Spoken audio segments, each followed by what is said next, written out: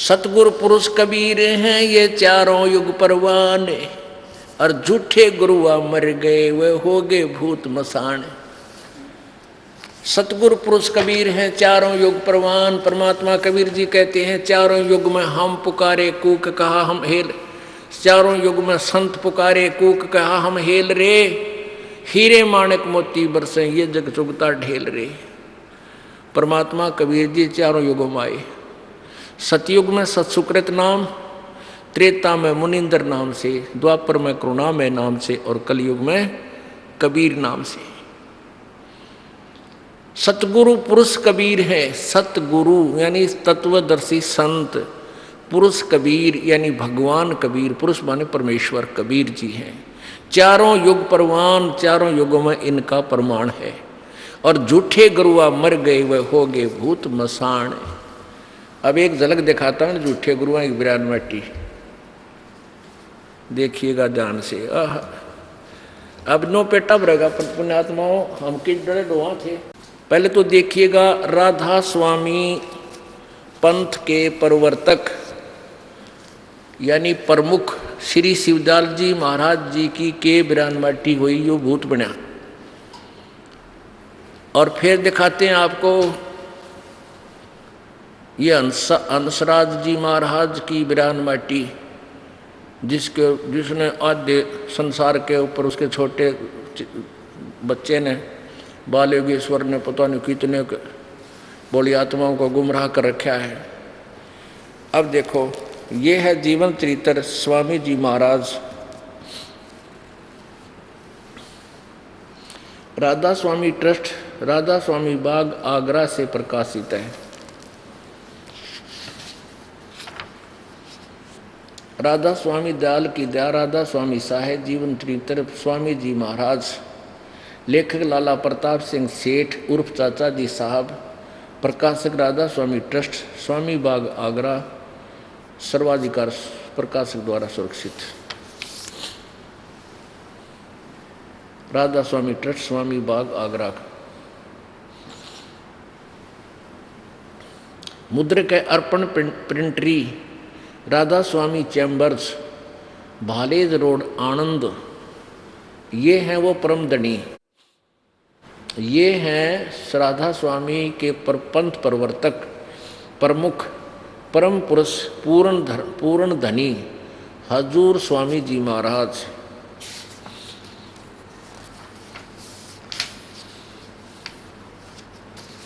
परम पुरुष पूर्ण, ये जीवन चरित्र स्वामी जी महाराज का, राधा स्वामी दयाल की दया, राधा स्वामी साहेब जीवन चरित्र परम पुरुष पूर्ण धनी स्वामी जी महाराज। परम पुरुष पूर्ण धनी कुल मालिक राधा स्वामी के अवतार महाराज स्वामी जी, जिन्होंने अति दया करके अपना कुल भेद प्रकट किया, जो राधा स्वामी पंथ के नाम से मशहूर है। कौम खत्री सेठ, शहर आगरा, मोहल्ला पन्नी गली में संवत 1875 भादोबदी अष्टमी के दिन वक्त 12:30 बजे रात को प्रकट हुए, जन्म हुआ। और अंग्रेजी हिसाब से अगस्त का महीना सन 1818 ईस्वी था। महाराज शिवदयाल जी के नाम से मशहूर थे। बस इतना ही लेना यहाँ तक, शिवदयाल जी नाम था इनका।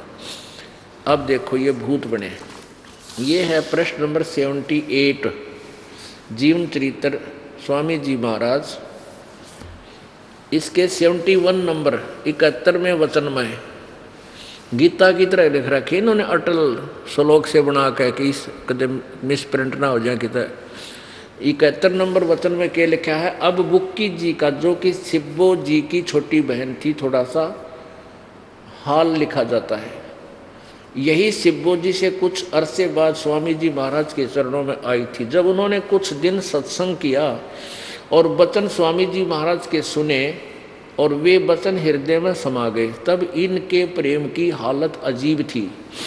जब स्वामी जी महाराज वचन या अर्थ पोथियों का करते, तब इनकी आंखें सुर्ख अंगारा सी हो जाती थी बुक्की की, और आंसू बार बार टपकते रहते थे और बहुत देर तक यानी घंटों उन वचनों का नशा बना रहता था। और फिर जब स्वामी जी महाराज कथा से फुर्सत पाकर हुक्का पीते थे, जय हो परम धनी की, हुक्का पीते थे कथा करते ही, जैसे आड़ी हल जोड़ के फिर बाद में जोटा लाया करे ना, जब हुक्का पिया करे, तो स्वामी जी महाराज कथा से फुर्सत पाकर हुक्का पीते थे या अभ्यास का रस लेते थे। तो बुक्की जी महाराज के चरणों का अंगूठा मुंह में रखते हुए घंटों चरणामृत का रस लेती थी। और जब कोई मत्था टेकने के वास्ते हटाना चाहता था तो वे चरण नहीं छोड़ना चाहती थी, तब मत्था टेकने वाले से कह दिया जाता था कि तू दूसरे चरण पर मत्था टेक लो और उस प्यासी को मत हटाओ। और वह बयान किया करती थी कि मुझे इसमें ऐसा रस आता जैसे कोई दूध पीता है। इनके भजन का ये हाल था कि 8 घंटे 9 घंटे रोज भजन किया करती थी बुक्की। इनको स्वामी जी महाराज के दर्शनों का पूरा आधार हो गया था और सुरत भी ऊंचे देश में पहुंचती थी।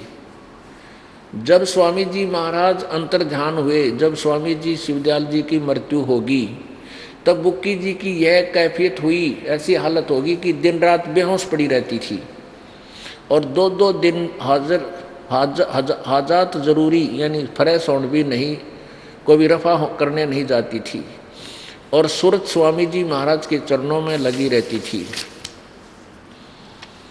करीब 1.5 महीने तक यह हाल रहा।